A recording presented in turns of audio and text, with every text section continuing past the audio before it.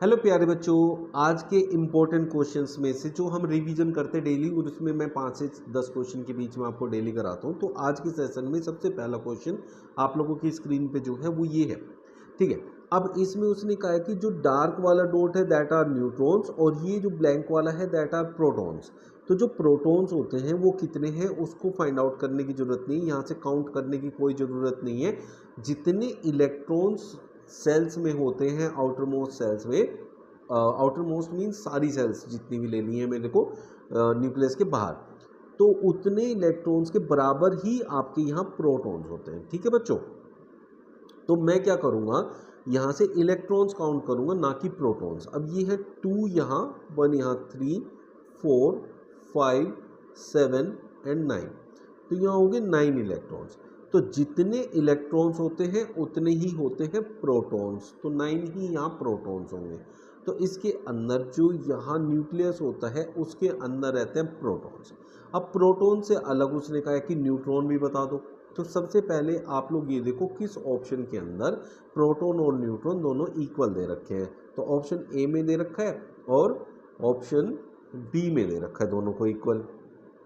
नहीं, proton and electron ए में तो इक्वल नहीं है, यहाँ 9 है, यहाँ 10 है, यहाँ इसमें 9 है, इसमें 9 है, इसमें 10 है, इसमें 10 है। अब है कितने, 9 9।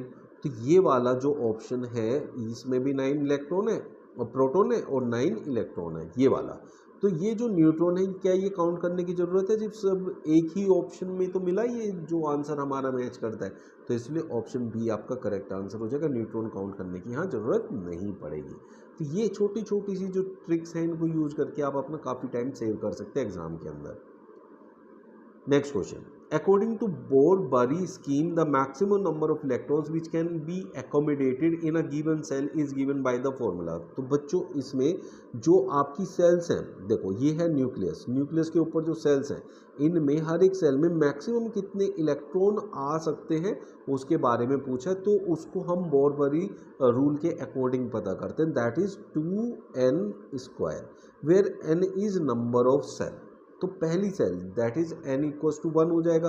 तो उसके लिए क्या होगा, 2 इंटू 1 का स्क्वायर दैट इज 2। ठीक है, तो पहली सेल में सिर्फ 2 इलेक्ट्रॉन हम ले सकते हैं, जैसे ये पिछला क्वेश्चन आपने किया। तो पहली सेल के अंदर 1 इलेक्ट्रॉन ये रहा, 1 इलेक्ट्रॉन ये रहा, तो मैक्सिमम आपने सिर्फ 2 इलेक्ट्रॉन ले पाए ना। अब इससे नेक्स्ट वाले में कितने, 2 4 6 1 7, लेकिन हम मैक्सिमम ले कितने सकते हैं, 2 इंटू 2²। 2 का स्क्वायर क्यों कर रहे हैं, क्योंकि सेकंड सेल है, जितनी जोन से नंबर की सेल लोगे उसका स्क्वायर करना है। तो 4 2 जा 8, तो सेकंड में मैक्सिमम 8 इलेक्ट्रॉन आ सकते हो एंड सो ऑन। तो ऐसे हम फाइंड आउट करते हैं।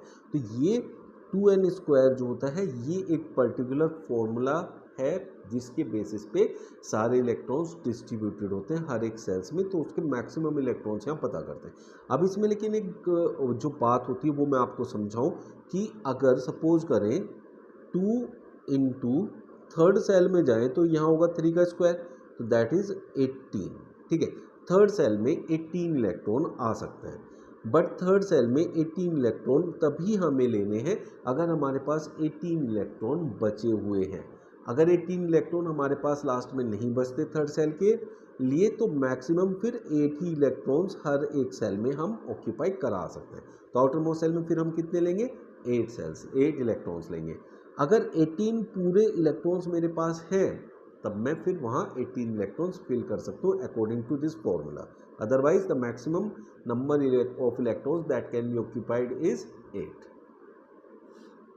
विच of the following correctly represent the electronic distribution of magnesium. तो मैग्नीशियम का एटॉमिक नंबर बच्चों 12 होता है और according to this formula 2n² जो अभी हमने बात की उसके अकॉर्डिंग पहली सेल में 2 आ सकते हैं, दूसरी सेल में 8 आ सकते हैं, 2 8 10। अब हमारे पास है टोटल 12 इलेक्ट्रॉन्स, तो यहाँ सिर्फ बचते हैं 2 इलेक्ट्रॉन लास्ट वाले में। तो 2 8 2 इज द इलेक्ट्रॉनिक डिस्ट्रीब्यूशन। तो बहुत से बच्चे तो इसमें कंफ्यूज हो जाते हैं, what is electronic distribution. Electronic distribution is the distribution of electrons in the shells. तो पहली सेल में यहाँ हमारे पास 2 इलेक्ट्रॉन है अगर हम यहाँ न्यूक्लियस इसको कंसिडर कर लें। दूसरी सेल पे जाए तो हमारे पास 8 है, 1 2 3 4 5 6 7 एंड 8। और लास्ट सेल जो हम लेंगे उसमें सिर्फ हमारे पास 2 ही इलेक्ट्रॉन बचेंगे। तो this is the distribution of electrons in different cells in increasing order, पहली सेल फिर दूसरी सेल फिर तीसरी फिर चौथी सेल ऐसे करके। तो आपका आंसर क्या बनता है बच्चों? ऑप्शन बी बनता है यहाँ। अब यहाँ मैंने 3 क्वेश्चन एक साथ लिखे हैं, चलो इनको एक साथ हम देखेंगे क्योंकि तीनों एक जैसे क्वेश्चन है तो इसलिए मैंने एक साथ लिखे। और फिर इनको मतलब एक समझ लोगे ना तो तीनों अच्छे से समझ में आएंगे। The atomic number of an element x is 8 है एटॉमिक नंबर। तो हम इसे कैसे डिस्ट्रीब्यूट कर सकते हैं? 2,6, ठीक है। And that of element Y is 4 वाले को कैसे डिस्ट्रीब्यूट करोगे बच्चों? 2,2। अब यहाँ और यहाँ क्या डिफरेंस है? यहाँ डिफरेंस है कि इसकी आउटर मोस्ट सेल में 8 इलेक्ट्रॉन होने चाहिए। या तो बच्चों 8 इलेक्ट्रॉन पूरी करने की कोशिश करते हैं या फिर 0 बनाते हैं। तो अब ये 8 के पास है या 0 के पास, ये देखना होता है। तो लास्ट वाला जो ये आपका इलेक्ट्रॉन है ये है 8 के पास। अब 8 के कितने पास है? तो 8 में से माइनस कर लेंगे तो दैट इज द वैलेंसी। जो आउटर मोस्ट सेल में इलेक्ट्रॉन होते हैं ना, बच्चे सोचते हैं वो ही वैलेंसी होती है। क्यों? क्योंकि यहाँ देखो नीचे, यहाँ आपकी आउटर मोस्ट सेल में 2 इलेक्ट्रॉन है तो इसके पास ये 2 इलेक्ट्रॉन एक्स्ट्रा है। तो मैंने क्या बताया, या तो आउटर मोस्ट सेल में 0 होने चाहिए या फिर 8 होने चाहिए। किसके पास है? ये 2 0 के पास। तो इट मीन्स यहाँ से 2 मैं किसी को दे दूंगा। तो ये यहाँ पे जितने इलेक्ट्रॉन देने होते हैं या जितने इलेक्ट्रॉन लेने होते हैं उसको वैलेंसी कहते हैं। अब यहाँ 8 करने के लिए मुझे 2 इलेक्ट्रॉन्स की रिक्वायरमेंट है और 0 करने के लिए मुझे 2 किसी को देने हैं। तो ये 2 इलेक्ट्रॉन किसी को दे देगा और ये 2 इलेक्ट्रॉन ले लेगा। तो जितने इलेक्ट्रॉन देने या लेने हैं वही उनकी वैलेंसी होती है। तो यहाँ दोनों एक्स एंड वाई की जो वैलेंसी है दैट इज ऑप्शन बी 2। यहाँ किसी को कोई भी डाउट आएगा तो कमेंट बॉक्स में लिख सकते हैं। इस पर डिटेल्ड वीडियो भी बहुत जल्दी इस चैप्टर की आने वाली है।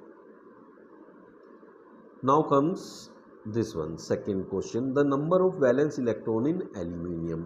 अब एल्यूमिनियम आता है बच्चों 13 नंबर पे, और 13 नंबर में से पहले सेल में 2 आ जाएंगे, फिर 8 आ जाएंगे, फिर 3 आ जाएंगे, और जो आउटर मोस्ट सेल में उसके इलेक्ट्रॉन्स हैं अगर 4 से कम है वो उसकी वैलेंसी होगी। 4 से ज़्यादा होगा तो 8 में से माइनस करके वैलेंसी बनेगी। बस ये याद रखना है आप लोगों को। तो योर आंसर इज ऑप्शन सी।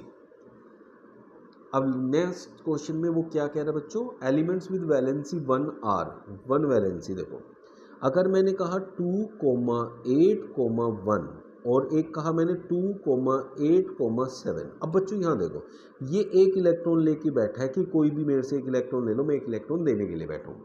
तो एक इलेक्ट्रॉन देगा और जो इलेक्ट्रॉन देते हैं वो मेटल होते हैं। तो मेटल की वैलेंसी 1 हो गई, ठीक है इसकी, क्योंकि इसने एक इलेक्ट्रॉन यहाँ देने के लिए बैठा है। अब ये क्या है, ये 8 के पास है तो इसे क्या करना पड़ेगा, एक इलेक्ट्रॉन लेना पड़ेगा। अब ये भी इसकी वैलेंसी भी क्या होगी, 1 हो गई। तो 1 वैलेंसी ये क्या कर रहा है, इलेक्ट्रॉन ले रहा है। लेने वाले की भी वैलेंसी 1 है और देने वाले की भी वैलेंसी 1 है। जो इलेक्ट्रॉन देते हैं, डोनेट करते हैं, वो मेटल्स होते हैं, और जो इलेक्ट्रॉन लेते हैं वो नॉन मेटल होते हैं। तो इसका मतलब 1 जो वैलेंसी है मेटल है नॉन मेटल दोनों की हो सकती है। तो ऑप्शन डी ईदर मेटल और नॉन मेटल। ये थे आज के क्वेश्चन जिससे आपका एक रिवीजन हो गया होगा। कल फिर मिलते हैं नए क्वेश्चंस के साथ। Thank you.